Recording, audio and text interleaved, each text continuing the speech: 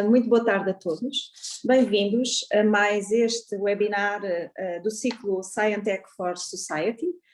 Neste caso temos no mês de abril o tema Arts, Cultural and Natural Heritage e hoje temos connosco a professora Paula Diogo e o professor João Martins, quem muito agradeço terem aceito o convite para participar nestes webinars que estamos a organizar para dar a conhecer à sociedade a investigação que fazemos na nossa faculdade. Investigação essa que pode ser um catalisador para criar novas sinergias, quer internas, quer externas. E temos hoje a professora Paula Diogo, que vem do Departamento de Ciências Sociais Aplicadas e que faz parte do Centro Interuniversitário de História das Ciências e da Tecnologia. Boa tarde, Paula, muito obrigada. A sessão, a investigação que vai ser hoje mostrada pela professora Paula Diogo tem como título Património e Antropocénico, e vamos então dar início à sessão com o vídeo que foi gravado a propósito deste tema. Boa tarde, o meu nome é Maria Paula, eu fui desafiada pela direção da escola para participar neste ciclo de pequenas palestras e o desafio foi ligar a minha investigação a um tema mais global, que é o do património cultural e natural. Eu sou historiadora da tecnologia, ultimamente tenho dedicado também a trabalhar do ponto de vista precisamente da história da tecnologia, um conceito que é relativamente recente e que até teve um bocadinho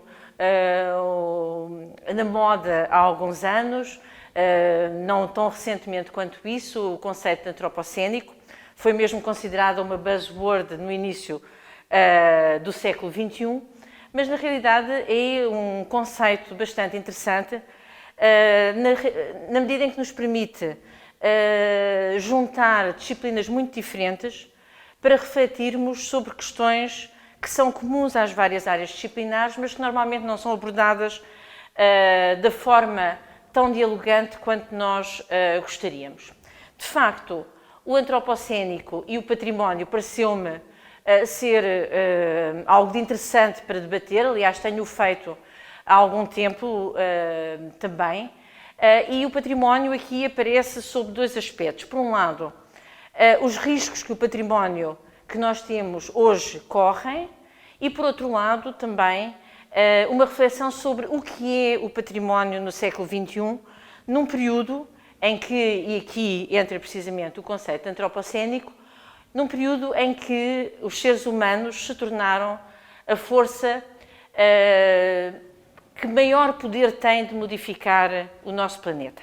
Nós temos aqui duas tabelas clássicas para apresentarem o antropocénico, portanto, no fundo, será um período que se modifica em função precisamente daquilo que nós conhecíamos como sendo as forças que moldam o nosso planeta até agora, e o debate tem sido, mais do que perceber que de facto algo mudou, percebermos quando é que mudou. E aí, do ponto de vista dos historiadores, tem havido uma discussão muitíssimo viva, que ainda continua, também em diálogo principalmente com os colegas da geologia, para sabermos se há uma cronologia desta nova época em termos geológicos e se há, onde é que começaria. E aí nós temos vários marcos completamente distintos. Temos desde a Revolução Neolítica, portanto, no fundo, quando a agricultura aparece, há uma modificação que é imparável em relação àquilo que nós tínhamos até aí e que vai moldar todo o planeta, na medida em que é a agricultura que permite a sedentarização e a sedentarização vai permitir as cidades e, portanto, há uma modificação daquilo que é a estrutura do nosso planeta e a estrutura da nossa presença no planeta. Há também aqueles que consideram que o antropocénico começa precisamente com a expansão europeia e, portanto, com a chamada Columbian Exchange, portanto, o intercâmbio colombiano, no sentido em que será precisamente essa expansão da Europa para outras áreas do mundo que vai promover aquilo que nós poderíamos chamar, entre aspas, uma globalização. Outros consideram, e isto é bastante consensual, que a Revolução Industrial é o fundamental ou é um dos pontos fundamentais para o antropocénico. E, finalmente, há todo um conjunto de investigadores que têm optado pela chamada grande aceleração, ou seja, as grandes modificações do pós-Segunda Guerra Mundial, para assinalar um início formal do antropocénico. Do ponto de vista da geologia, e na realidade o antropocénico, apesar de ser usado largamente por historiadores, pelas ciências sociais, pelas humanidades, pelas biologias, pelas físicas, mas na realidade é essencialmente uma matéria que, do ponto de vista mais académico, tem que ser definido pela geologia, os nossos colegas geólogos têm tentado encontrar a chamada Golden Spike, ou seja, aquilo que permite que uma nova época seja considerada como tal, e isso implica que seja visível em todo o planeta, e têm considerado precisamente os testes da bomba atómica na Segunda Guerra Mundial, que nós vemos aqui, e que aqui tínhamos a grande aceleração, a Revolução Industrial, a Columbian Exchange e o Neolítico. De facto, o que parece ser consensual e, na realidade, parece estar para muito breve uma conclusão sobre este assunto. Tem havido um grupo que desde há bastantes anos tem vindo precisamente a trabalhar sobre a chamada Golden Spike e parece consensual neste momento que quer os testes da bomba atómica no deserto do Novo México, quer também depois as duas bombas atómicas, deixaram em todo o planeta uma marca que permitirá no futuro nós percebermos que há ali algo de diferente. E, portanto, nesse sentido, o antropocénico tem tido também este debate conjunto.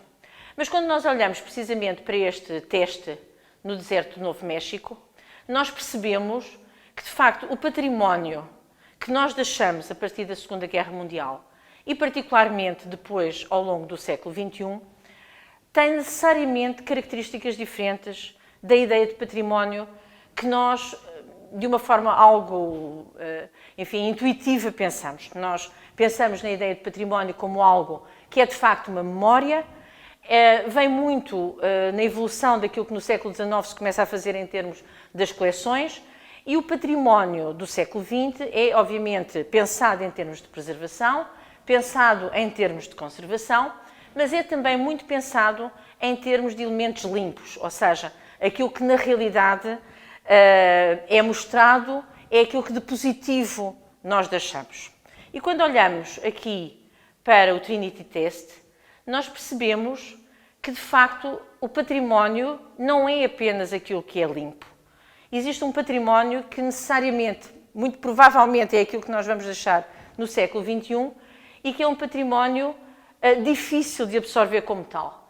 Mas, na realidade, o património é uma memória. E se a memória não for uma memória limpa, o património também não o deve ser. Ou seja, não deve haver um branqueamento daquilo que é o nosso património. Deve haver uma forma de tratar sobre ele e utilizá-lo também como reflexão sobre aquilo que atualmente existe em termos da relação de nós próprios com a natureza. E, nesse sentido, existem vários aspectos que são relevantes. Desde logo a questão dos riscos de conservação. E vou começar, digamos assim, pela questão mais clássica. E que tem a ver com todo um conjunto de elementos que resultam precisamente desta nossa presença como força de moldar o planeta. Desde o aumento das temperaturas média na superfície da Terra e na superfície dos mares, que obviamente modifica tremendamente fenómenos como erosão, etc. Os fenómenos meteorológicos extremos, que começam a ser cada vez mais comuns, as modificações nos ecossistemas humanos e naturais e, portanto, também aí uma série de questões que se põem em termos de conservação e têm sido abordados precisamente pelos especialistas na área, e depois um tema clássico que, aliás, já motivou não só investigação bastante consistente, mas também em termos de divulgação do problema, uma grande quantidade de documentários, nomeadamente nas televisões por cabo, e que tem a ver com, precisamente, o aumento fortíssimo do turismo, ou seja, as grandes massas que acorrem para ver o património e que são designadas normalmente pelas chamadas ravagens do turismo, ou seja, situações que nós vemos aqui, trata-se de uma questão essencialmente de erosão, portanto, pensarmos quais são os materiais que têm que existir e que têm que ser usados para a conservação de património que está sujeito precisamente a essa erosão de temperatura ou de fenómenos extremos, mas aqui temos precisamente as chamadas ravagens de turismo, vemos aqui no Coliseu, vemos no Arco do Triunfo, vemos no Vaticano, portanto, massas que desejam efetivamente contactar diretamente com os objetos que são o testemunho da nossa civilização e que, obviamente, apenas pela sua presença em grandes quantidades, estão cada vez mais a destruir esse mesmo património. De tal forma que, como nós ouvimos por diversas vezes, há áreas que já estão precisamente a controlar essas presenças, com uma espécie de número clausus. Acontece essencialmente em Roma e acontece também na Grécia, portanto, nomeadamente na Acrópole. Acontece também em testemunhos de civilizações pré-clássicas, como no Egito, as grandes pirâmides.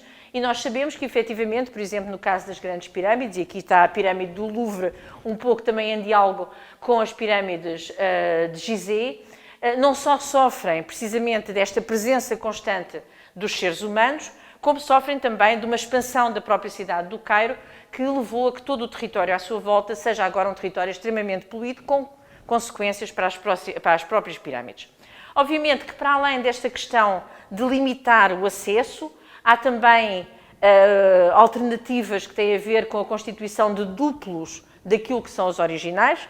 É uma solução que não é consensual, a que se junta também, até pelas razões mais recentes das nossas epidemias, as alternativas do ponto de vista virtual, mas na realidade há um desejo de contacto direto com as obras que é muito difícil de ultrapassar. As experiências, aliás, já foram feitas. Lembro, por exemplo, o caso das grutas, de várias grutas no sul de França, em que existem cópias, precisamente para permitir que elas sejam usadas de forma diferente, mas que na realidade continua a ser um problema. Mas para além desta questão, existe uma outra questão que é mais difícil de abordar, até pelas questões epistemológicas e éticas que põem, que é precisamente a nossa pegada e a forma como nós vemos a natureza. Esta questão da natureza tem sido uma das questões fundamentais do antropocénico, ou seja, a ideia de que já não existe natureza, o que existe é uma construção que nós fazemos da natureza, ou seja, há um desaparecimento do conceito de natureza como identidade própria. E, portanto, ela passa a ser apenas algo que existe em função de nós próprios. E aí, até o meu grupo de investigação, que é composto por várias pessoas, desenvolvemos este conceito de lupa na natureza, ou seja, uma natureza que parece que é a natureza convencional, mas que na realidade é criada dentro de um contexto extremamente definido por nós próprios. E não é por acaso que, à medida que precisamente a natureza é cada vez mais uma construção daquilo que nós desejamos que ela seja, que aparecem cada vez mais documentários sobre a natureza em vários canais por cabo, em que existe esta ideia de que nós estamos na natureza, mas vamos por um trilho específico. Portanto, esta ideia de, na realidade, suprir aquilo que é o nosso contacto normal por um contacto controlado. E isso é também uma das questões fundamentais. Aliás, no final eu vou deixar um pequeno apontamento musical deste álbum que vocês veem aqui, que se chama Environments, é e que eu rapidamente darei uma ideia no final, quando terminarmos. Portanto, este tipo de questão leva-nos precisamente a que natureza é que nós temos. Está aqui um site sobre património que se chama Unruly Heritage, que tem a ver precisamente com este novo património que nós estamos a deixar, um património que é resultante da nossa intervenção, e quando digo este nossa, é um nosso entre aspas, porque na realidade é também um património que se interroga sobre as responsabilidades, sobre as assimetrias de acesso às riquezas, aos recursos, etc. E nós vemos vários exemplos desse património, que naturalmente é uma memória deste nosso século XXI e que nós não podemos apagá-lo pura e simplesmente porque não é confortável. Nós vemos aqui a clássica imagem de um ténis que está já transformado num elemento quase que natural, com uma série de musgos, E depois vemos alguns exemplos daquilo que na realidade é também um legado da nossa presença. As chamadas e muito conhecidas ilhas de plástico, que existem em vários oceanos, mas também as grandes lixeiras em torno das cidades completamente desreguladas, que nós vemos, por exemplo, na Índia ou em África, ou também mesmo em algumas zonas da Europa ou exportadas da Europa. Aqui também 2 outros exemplos de um património que, não sendo um património agradável, é também o nosso património. Em cima temos uma escola em Chernobyl, portanto, em que nós vemos toda a destruição causada precisamente pelo desastre nuclear, e aqui embaixo um outro património, que são sacos de terra radioativa na sequência do desastre da central de Fukushima no Japão. E, portanto, nesse sentido, este é também um património sobre o qual temos de refletir. Mas estas imagens são muito impactantes e nós tendemos a pensar que todo o património desagradável, digamos assim, tem aqui este aspecto, obviamente, um pouco apocalíptico, mas não é verdade. Nós vemos aqui o lago Karachay, na Rússia, que é, portanto, um lago de depósito de sedimentos radioativos. E, no entanto, tem um aspecto perfeitamente paradisíaco. Na realidade, se alguém estiver na margem deste lago, morre no máximo numa hora, porque a radioatividade constante é praticamente idêntica ao momento da libertação do pico de radioatividade durante Chernobyl. E aqui embaixo um outro exemplo, que é precisamente o mar de Aral, aqui também, portanto, em que devido a um sistema de barragens que desvia uma parte muito significativa da água deste mar, passou em 50 anos de uma massa de água muito considerável para isto. E daí nós encontramos aqui um petroleiro, ficou naquilo que é hoje o Mar de Aral, que é um deserto. E obviamente quando nós olhamos para este deserto, temos que pensar que não é só o desaparecimento de uma massa de água, é todo um conjunto de alterações do ecossistema, desde a fauna, a flora, as questões que têm a ver com o clima, etc. E, portanto, neste sentido, e para não me alongar mais, a minha proposta é que, de facto, nós pensemos sobre o conceito de património enquanto memória e pensemos também que, num mundo em que, de facto, existem tremendos desequilíbrios na forma como nós acedemos ou vemos os recursos e a forma como nós utilizamos os recursos, naturalmente que o próprio conceito de património não pode continuar a ser o património que nós tínhamos anteriormente. Ou seja, o património, a memória, é algo que não é estático. Enquanto historiadora, eu na realidade vejo muito como algo que reflete aquilo que realmente somos e, portanto, por muito que seja incómodo, este é também um património que nós devemos deixar. E eu terminava apenas com uma pequena apontamento musical. Este som que vocês vão ouvir, que é um som muito relaxante, é o som de ondas e que na realidade é um dos tais casos de uma natureza que não existe. Na realidade, nós ouvimos um som tranquilo, mas se atentarmos um pouco, vamos verificar que ele é um som sem falhas. E na realidade é um som de ondas feito eletronicamente, para compensar precisamente o não termos acesso direto a esse mesmo som. E é essa imperfeição que não existe neste apontamento musical que nos chama a atenção para quanto a natureza é relevante, mesmo quando é muito mais imperfeita do que aquilo que nós fazemos. Muito obrigada.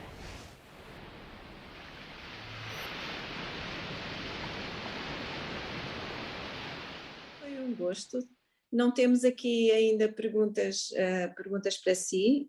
Não sei se alguém está, neste momento, a pensar colocar alguma pergunta. Eu tenho uma pergunta para a Paula, entretanto, se não se importar.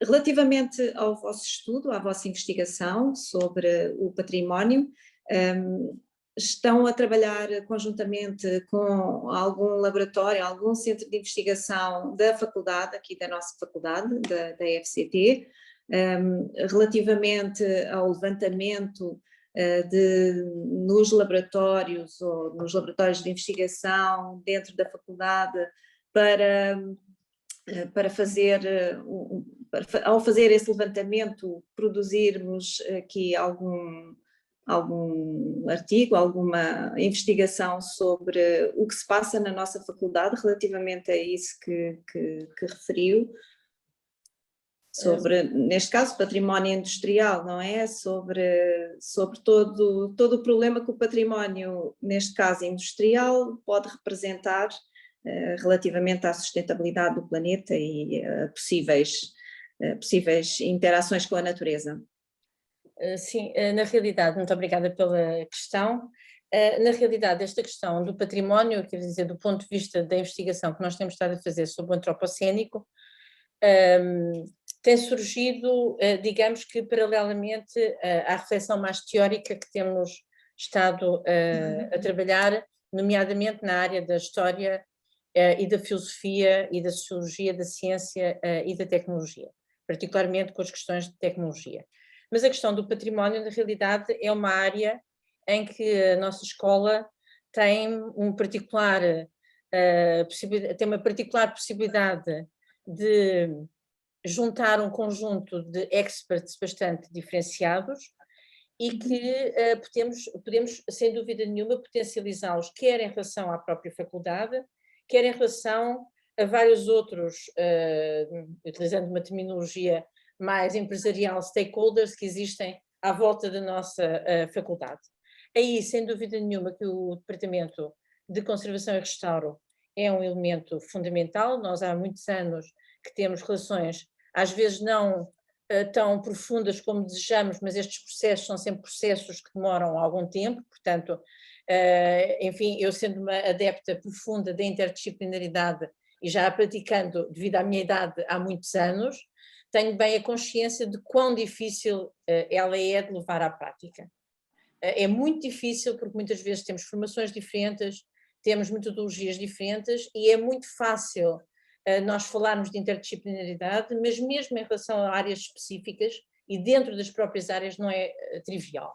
E, portanto, é sempre um processo, mas em que na nossa escola, até talvez porque é uma escola de ciências e engenharias, mas com esta particularidade de ter competências nas áreas das ciências sociais aplicadas e depois também na área da conservação e restauro, ela no fundo representa um espaço particularmente bom para nós fazermos estas ligações. E junta-se também, neste caso, o Departamento de Física e o Departamento de Química, que também têm tido muito trabalho deste ponto de vista connosco, e portanto nós, de facto, dentro da faculdade, em relação ao património industrial, ao património dos instrumentos científicos, há muitos anos que também intermitentemente nós falamos com os colegas de informática, tendo em conta que há muitos, portanto há um património de computadores, por exemplo, que nós devíamos começar a selecionar. Aliás, eu quando tirei a fotografia recente no âmbito das mulheres na ciência, por acaso tirei-a ao pé de um disco rígido de IBM, dos primeiros que me foi dado por um dos alunos da minha disciplina. Portanto, há de facto todo aí um conjunto quase que único em termos das faculdades portuguesas, eu diria até único, de sinergias que são possíveis de fazer. Aliás, eu tentei também intervir bastante, por exemplo, no sentido de nós termos no nosso campus precisamente o Instituto de Artes que tem sido debatido. Acho que ele estaria bem no nosso campus, porque precisamente nós temos este tipo de expertise e de sinergias. E, portanto, nesse sentido, devo dizer que me sinto privilegiada por ser uma historiadora da tecnologia na nossa faculdade, porque de facto é um meio particularmente interessante para se trabalhar sob muitos pontos de vista. E, portanto, tendo eu sido fundadora da Associação de Arqueologia Industrial, já nos idos de 80, portanto já há muitos anos, é também já quase património, na realidade, claro que a questão do património industrial, a questão de toda a zona que tem a ver com a definição da zona sul do Tejo, porque na realidade, no fundo, no final do século XIX, a zona industrial de Lisboa, nomeadamente Alcântara, Marvila, Xabregas, transferiu-se para a zona do Barreiro, Almada, Seixal, Moita, e portanto, nesse sentido, há de facto aí algo de extremamente interessante para ser explorado. E, por exemplo, no caso do nosso departamento, e também conjuntamente com os colegas da Conservação e Restauro, há também um esforço para não só redefinir a questão do património, mas também redefinir quais são os parâmetros segundo os quais nós fazemos essa avaliação de património. Portanto, não se trata apenas de atuar, trata-se também de produzir conhecimento novo para podermos atuar melhor. Portanto, sim, nesse sentido. Não sei se respondi, mas de facto... Sim, muito obrigada, Paula. Seria interessante trabalhar-se aqui num museu do nosso património industrial. A Paula falou aí nos computadores, pronto, deve haver, por estes laboratórios fora, deve haver outros equipamentos. Que é uma espécie de lugar mítico para onde se atiram coisas que já não são usadas, desde secretárias até computadores, penso eu, portanto talvez uma exploração, fazermos uma expedição específica a essa zona, provavelmente com máscaras, para não sermos atacados por algo que esteja lá. Radioativo. Que esperemos menos, mas de facto é um trabalho que se pode fazer, simplesmente para isso é preciso um plano e é preciso meios. Portanto, na realidade todas estas coisas implicam meios, porque não é só escolher, é também depois documentar o que não foi escolhido. Portanto, nós não podemos, do ponto de vista do património, a ideia de que se pode ficar com tudo é absurda. Portanto, nós temos que fazer uma seleção, mas não quer dizer que não tenhamos que documentar aquilo que não é selecionado. Portanto, existem duas coisas completamente distintas, não é? Portanto, para se fazer bem, tem que se fazer esse trabalho e depois é a manutenção, não é? Portanto, não é só pôr os computadores, é obviamente fazer o texto sobre os computadores, mas isso até é o mais simples, mas é também pensar como é que os expomos, pensar como é que renovamos as exposições, como é que pomos um público interessado. Portanto, há todo um conjunto de expertise que está associado a mostrar coisas que, obviamente, implica um projeto que podemos levá-lo, sem dúvida nenhuma, mas que é algo que implica, de facto, pensarmos e disponibilizarmos o expertise e o que é necessário para levarmos a cabo, mas sem dúvida nenhuma que a nossa faculdade poderia também aí ser pioneira. Muito obrigada, Paula, mais uma vez. Não vejo mais questões. Agradeço o comentário do João, que de facto também nos levaria, do João Moro, que nos levaria aqui mais várias horas de debate sobre esta questão, mas vamos ver. Talvez numa outra oportunidade tenhamos, mas é uma indicação muito pertinente, de facto, e mais uma vez discutir o que é essa natureza que reconquista Chernobyl, porque é de facto diferente em termos até de espécies, animais, e até de percebermos como é que conseguem resistir. Portanto, há aí muitas coisas interessantes. E claro, do meu colega de departamento do João, não esperaria outra coisa, eu sei que estão lá as coisas, a questão é irmos mais longe do que lá estamos, e é algo que também com o João há muitos anos que temos vindo a debater, e cada vez mais na faculdade às vezes vão ficando estruturas que são elas quase, às vezes porque não são renovadas, tornam-se elas próprias património. Portanto, há aí muito que nós podemos é melhor não irmos por aí, Portanto, mas, portanto, há muito, de facto, aqui, é um ponto muito interessante, e que, de facto, a escola pode ter um papel interessante, pioneiro e único no panorama das nossas faculdades em termos nacionais. E a vossa intervenção é de certeza determinante para a boa evolução que a escola pode ter. Muito obrigada, Paula. Obrigada. Muito obrigada.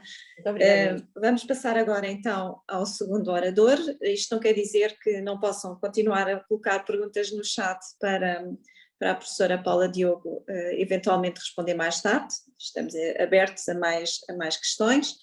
E passava então agora ao professor João Martins. Muito obrigada por ter aceito o nosso convite. O professor João Martins é o presidente atualmente do Departamento de Engenharia Eletrotécnica e de Computadores, e além de todo esse trabalho como presidente de departamento, ainda está aqui a dar-nos a honra de vir falar sobre um projeto europeu, do qual é o coordenador, que é o projeto Smart Heritage City Experience. E, portanto, dava a palavra ao professor João Martins, quer dizer, dou a palavra ao vídeo que o professor João Martins gravou, e pedia ao Laboratório de E-Learning que colocasse então o vídeo do professor João Martins. Muito obrigada.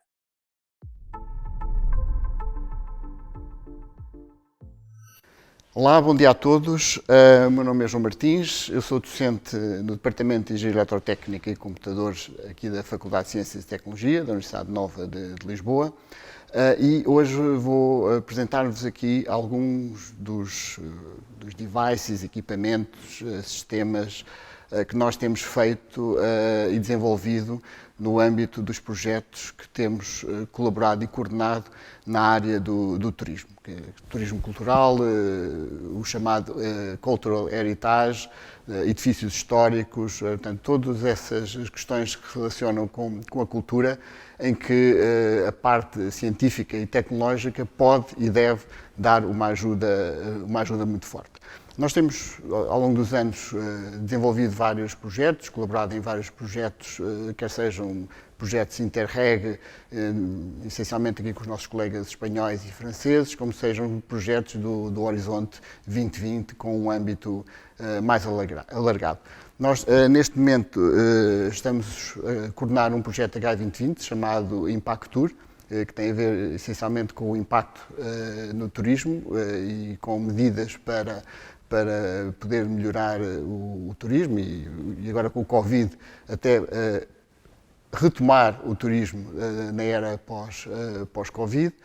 Estamos a participar também no outro chamado Textur e temos alguns projetos Interreg também que terminaram recentemente e que estão a decorrer.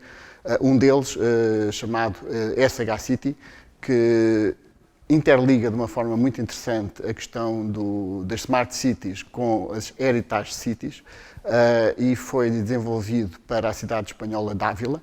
Como vocês sabem, é uma cidade morada, pequena, com uma quantidade de monumentos muito grande, todos eles acessíveis ao público e também com uma quantidade de turistas na era antes da pandemia, enorme e com graves problemas de aglomeração de turistas nos vários pontos da cidade.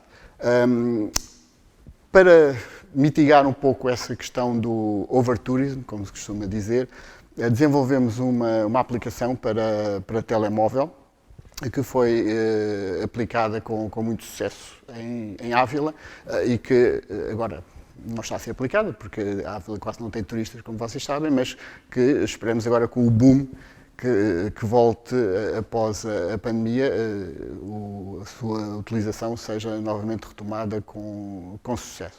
Essa aplicação é uma aplicação para telemóvel, portanto, basicamente, o que faz é o seguinte: o turista, quando chega à Ávila, e como podem ver aqui, eu tenho aqui a aplicação a correr, portanto, o turista, quando chega à Ávila, tem na aplicação a lista de monumentos, de todos os monumentos que podem ser visitados.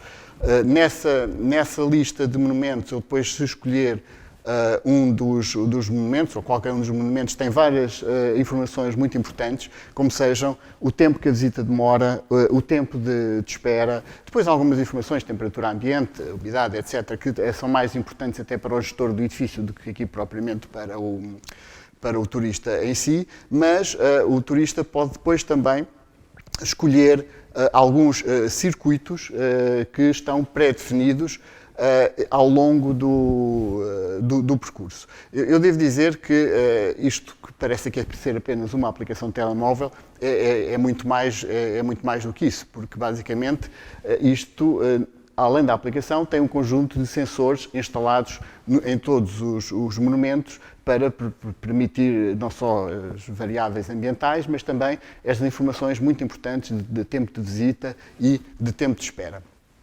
Outra facilidade que o turista depois pode ter, e essa é talvez a mais interessante no meio aqui nesta aplicação, é escolher o circuito a pedido. Portanto, o turista vai dizer quais são os monumentos que quer visitar e o que acontece é que a aplicação, baseada no conhecimento do tempo de espera e do tempo de visita, vai indicar ao turista qual é o caminho que ele deve fazer. Portanto, vai indicar qual é a ordem de visita aos monumentos por forma a otimizar a sua visita. Isto é, não vão todos para a catedral logo de manhã assim que chegam, que é o que geralmente acontece, porque é o ponto de maior visita, mas eventualmente podem visitar a catedral mais tarde e não estão tanto tempo à espera.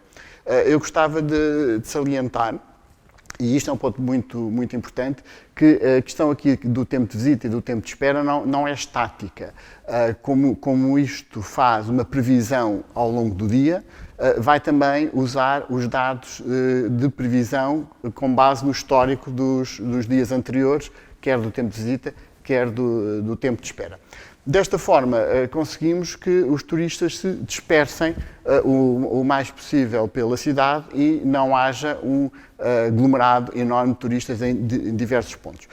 Há também aqui, já agora, aqui temos também um aspecto interessante que é um add-on, mas basicamente é a localização dos pontos, como sejam farmácias, bombeiros, polícia, etc., que também é sempre importante, e mesmo com a distância do local onde o turista está a esse ponto. Mas estava eu a referir que um aspecto muito interessante aqui, que está escondido aqui na aplicação, é a possibilidade de a Câmara Municipal privilegiar alguns circuitos. Isto é, para o turista, quando lhe é indicado para ir do monumento A para o monumento B, em vez de ir pelo ponto ou pelo percurso mais rápido, é-lhe colocado um percurso que pode não ser o mais rápido, mas que passa por pontos de interesse que geralmente não são utilizados pelos turistas, ou que os turistas não passam lá, ou algumas lojas tradicionais, ou alguns pontos de artesanato, e desta forma a Câmara Municipal de Ávila, neste caso, consegue também potenciar toda a cidade e não apenas os pontos mais interessantes. Isto que acabei de apresentar, neste momento estamos a adaptá-la para a cidade de Évora, porque temos outro projeto europeu em Évora, que é o Positive, que é um projeto no âmbito das Smart Cities, em que nós participamos nesse projeto em duas vertentes, aqui na vertente do turismo e na vertente da eficiência energética em toda a cidade. E já agora, que estamos a falar da cidade de Évora e do projeto Positive, gostava também de vos apresentar aquilo que vamos fazer no âmbito da cidade histórica e património da Unesco, que é Évora, não só na parte aqui do turista, mas também na parte da eficiência energética nesta cidade histórica. Então, nesse caso, vamos agora aqui mudar um pouco o contexto e ver o que vamos também fazer em Évora. Então, aqui no âmbito do projeto H2020 Positive, que vai decorrer na Smart City de Évora, nós vamos ter uma segunda participação, não só apenas com o turismo, mas também com a eficiência energética. E vamos ser responsáveis pelo desenvolvimento de vários algoritmos de flexibilidade e flexibilidade energética, neste caso, e também pelo desenvolvimento ou upgrade, porque nós já vimos a desenvolver estes equipamentos há alguns anos, daquilo que nós chamamos o Energy Router. Portanto, o Energy Router é um equipamento de eletrónica de potência modular que nos vai permitir interligar painéis fotovoltaicos, sistemas de armazenamento de energia elétrica baseados em baterias e a própria rede elétrica. Portanto, nós vamos instalar 10 destes sistemas por toda a cidade, nomeadamente na Câmara Municipal e outros grandes edifícios, que vai, desta forma, otimizar a energia, o uso de energia nesses edifícios, fazendo, e daí o nome Positive, né? Fazendo com que estes blocos de edifícios passem a ser aquilo que se chama os PEBs, Positive Energy Blocks, portanto, blocos de edifícios que produzam mais energia do que aquela que consomem e, desta forma, torná-los positivos do ponto de vista energético. Portanto, o que vocês estão a ver aqui é uma imagem do Energy Router com os seus componentes, portanto, e estes vão ser os que vão ser instalados em Évora. Em todo o caso, já temos alguns instalados no âmbito de outros projetos europeus, por vários países da Europa, nomeadamente podemos ver aqui em tempo real um que está instalado na Roménia e conseguimos ver ali a produção de fotovoltaica a energia que está a ser injetada na rede, portanto, descontando o consumo energético da casa.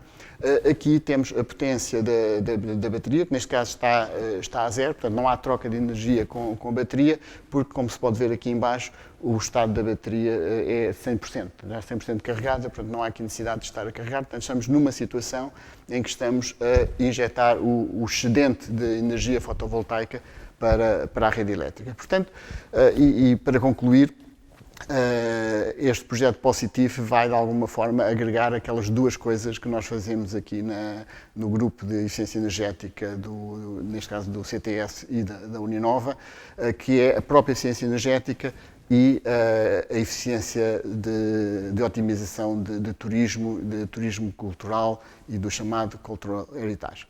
Muito obrigado e fico à vossa disposição para quaisquer questões que possam colocar. Muito obrigado.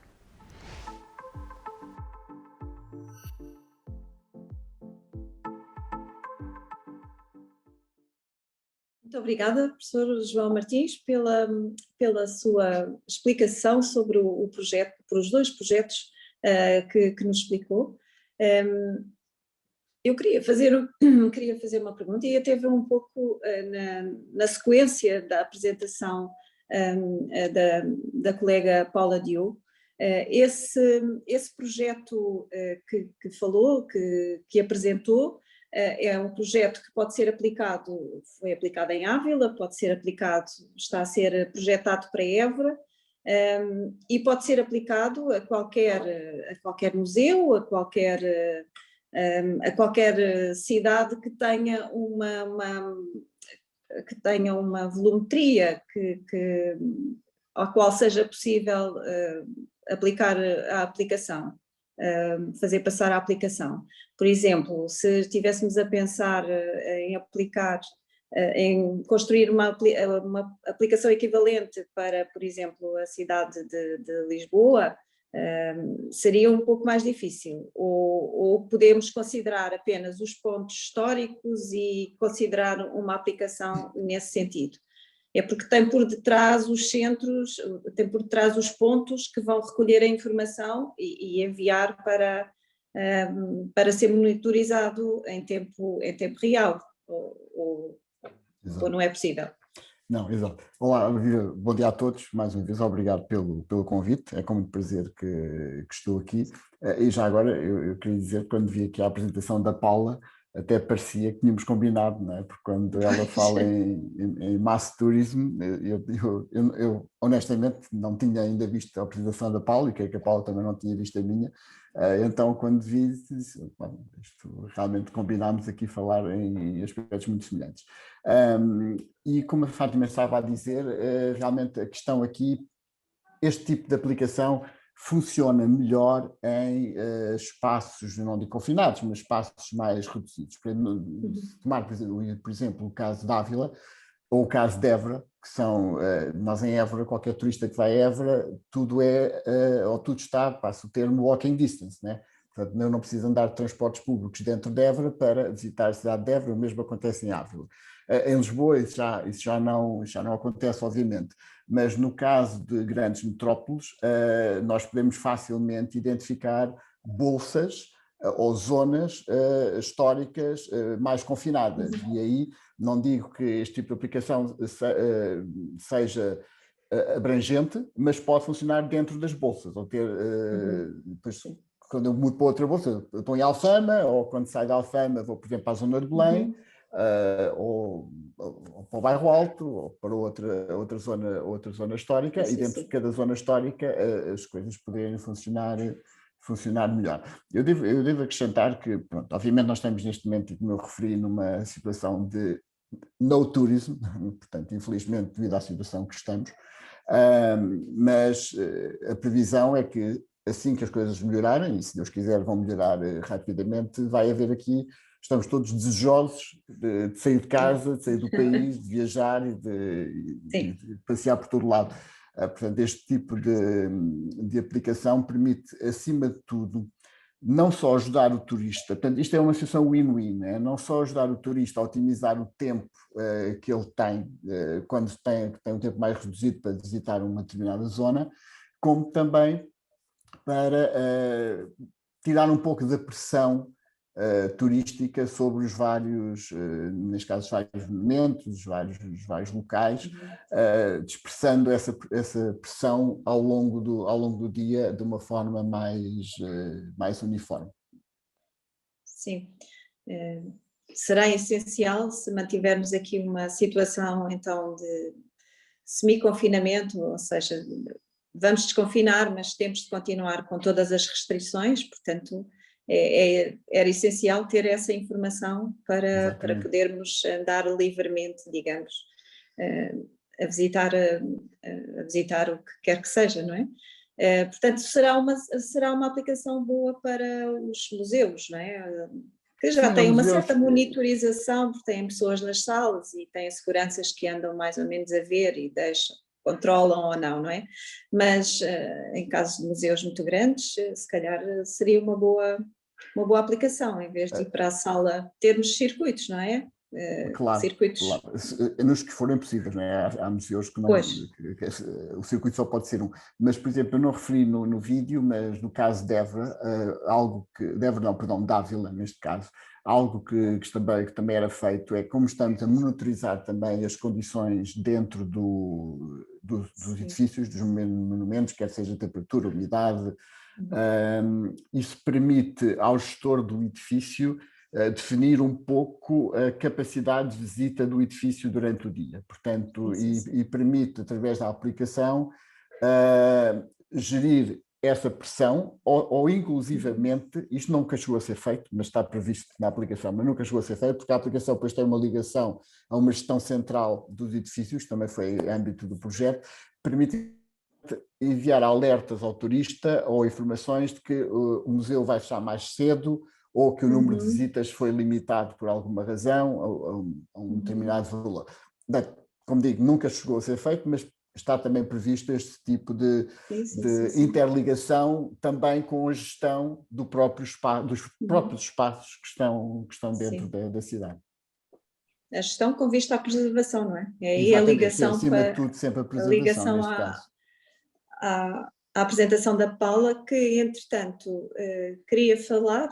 Eu não sei se o João pode dar a palavra à Paula. Pode. Sim, Paula. Então, de facto, eu não tinha ouvido, obviamente, a comunicação do nosso colega, portanto, elas interligaram-se extremamente bem e aí tenho que felicitar os organizadores, porque, no fundo, conseguir ligar as várias intervenções tem a ver com esta organização. E gostava só de reforçar dois aspectos. O primeiro é que, de facto, quando estava a ouvir a comunicação do João, do nosso colega João,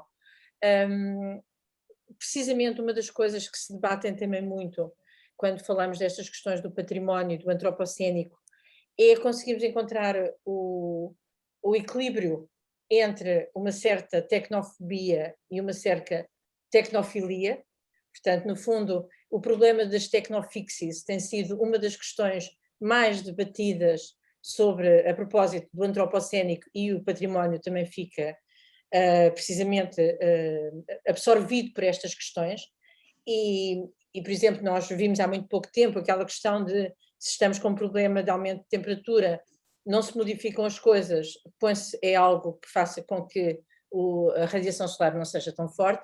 Portanto, este tipo de ir de um lado para o outro, e este é interessante precisamente na nossa faculdade nós podermos falar com os colegas sobre estes aspectos para encontrar o tal equilíbrio, porque obviamente que é muito relevante que nós possamos continuar a ir aos vários sítios, é relevante que encontremos formas de mitigar ou de aliviar as várias pressões, portanto esta é mais uma que se juntam a outras formas mais tradicionais. Agora é possível fazer estas, mas por exemplo as cópias, como eu indiquei, têm sido bastante interessantes, e portanto o facto de nós podermos estar com os colegas das engenharias e das ciências e debatermos estas questões, que são questões que têm muito a ver também com a responsabilidade social e ética dos produtores do conhecimento, reforça aquela ideia que eu pus há pouco a propósito do que a Fátima referiu e também o João, que é precisamente numa faculdade que tem um campus com esta capacidade de fazer um diálogo, de facto, é muito relevante que nós o consigamos manter, porque sabemos coisas que de outra forma, às vezes quando estamos numa faculdade, por exemplo, só de ciências sociais, não sabemos o que é que os colegas estão a fazer, portanto, há aqui um jogo, um diálogo, que penso que nos favorece extremamente, e queria também agradecer a comunicação do João, que gostei muito interessante. Obrigado. Obrigada, Paula. Não sei se há mais alguma questão quer para a Paula, quer para o João, para alguma das comunicações. Eu tinha aqui mais uma questão para o João, que é uma questão muito prática, que é relativamente, por exemplo, a uma faculdade ou a um espaço que possa vir a ser construído de novo. É importante fazer-se à partida, criar-se à partida nesse espaço uma monitorização relativamente à sustentabilidade do espaço. Estou a falar um pouco já de edifícios e de construção, mas imaginemos que na nossa faculdade vamos construir espaços novos. É importante que já haja uma previsão da sustentabilidade do espaço e que essa previsão, se o espaço for visitado por muitas pessoas, que essa previsão tenha também em conta aquilo que o João estava a falar relativamente à monitorização de edifícios mais antigos, para preservar os edifícios mais antigos relativamente à umidade, à temperatura, etc. Prevê fazer, não digo aqui relativamente a espaços na nossa faculdade, mas espaços que venham a ser construídos, algures, prevêem alguma interação relativamente a isto? É assim, relativamente aos edifícios ditos históricos, já agora um pequeno comentário, este projeto da Ávila, que se chamava SH City, Smart Heritage City, teve origem num anterior que se chamava SH Buildings, Smart Heritage Buildings. Portanto, basicamente o que fizemos foi fazer o upgrade do edifício para a cidade. E nós tivemos uma experiência muito engraçada, que monitorizámos completamente uma igreja românica no norte de Portugal. Portanto, uma igreja que estava em funcionamento e continua em funcionamento, e nós ficámos muito agradados, porque já tivemos uma colaboração do pároco da igreja muito interessante. E uma das coisas que fizemos foi deixar uma televisão na entrada da igreja, do lado de dentro, com estas condições de monitorização, temperatura ambiente. Fomos um bocado mais longe também, a questão, eu sou um bocado leigo, perdoem-me se vou aqui dizer algo mais asneira, mas sobre as térmites da madeira, portanto, nós colocámos um conjunto de sensores também para ver toda essa questão da degradação da madeira por causa do chamado bicho da madeira. Portanto, toda essa informação, além de ser transmitida remotamente, depois no âmbito do projeto, estava lá também disponível. E o feedback que tivemos foi que as pessoas a ir à igreja e à missa normalmente ficaram muito mais agradadas, porque reagiram muito bem à questão tecnológica em combinação ali com a igreja. Portanto, o que é que eu quero dizer com isto?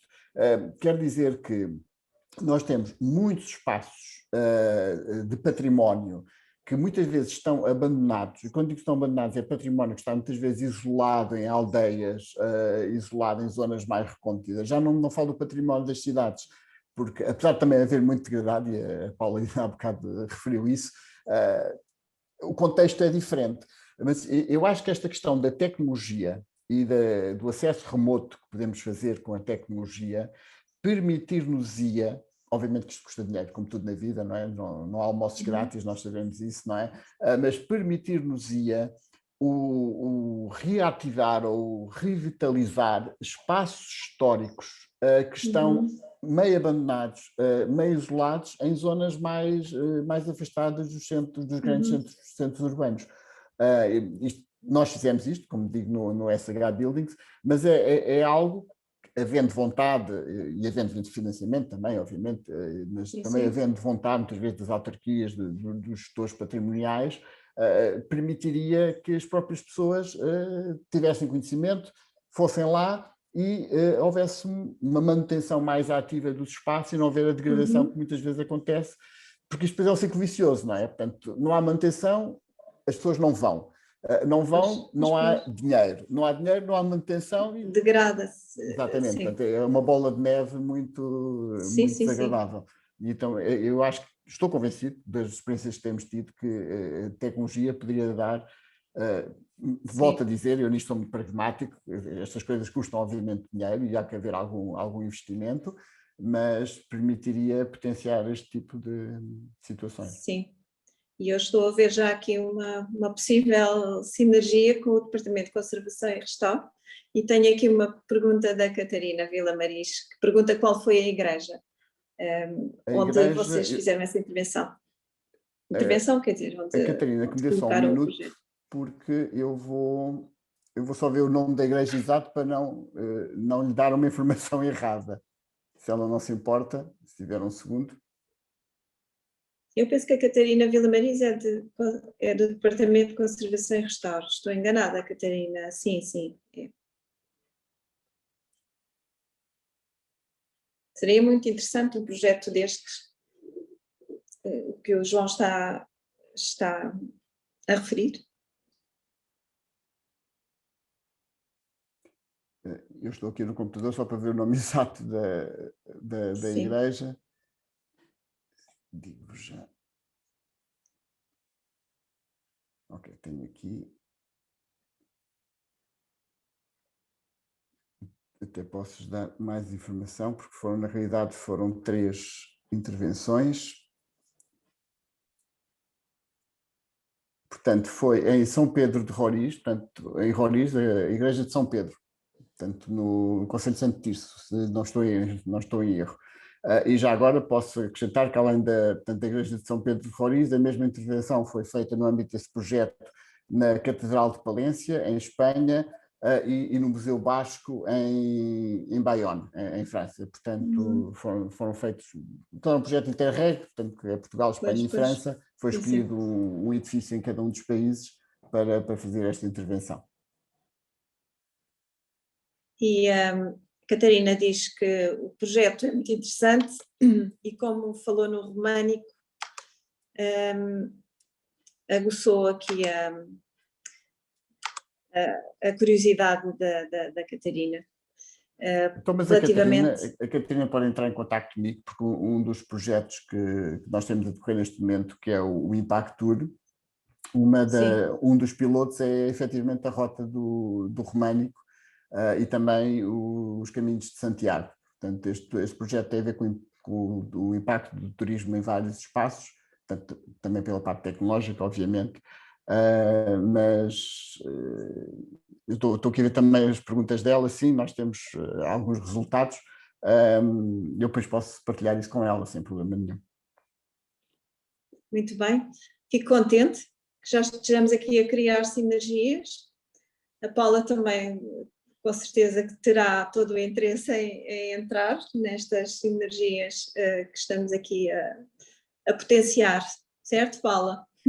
Sim, já agora, se me permite, eu gostava só de dizer que, portanto, a presidência portuguesa da Comunidade Europeia vai organizar, aliás, somos nós, do nosso centro e do nosso departamento, que estamos a organizar portanto, 3 dias sobre as questões do antropocénico, que terão lugar em Foz Coa, precisamente, portanto, uma zona particularmente também interessante do ponto de vista do património, que será online, e, portanto, eu depois, obviamente, disponibilizei o site, porque haverá um ponto de debate com colegas estrangeiros que são especialistas nesta área, e de certeza que a nossa faculdade poderá dar também uma chega muito relevante desse ponto de vista do debate, e como vimos hoje pela comunicação também, pelas nossas comunicações e pelo público, que agradeço também a presença.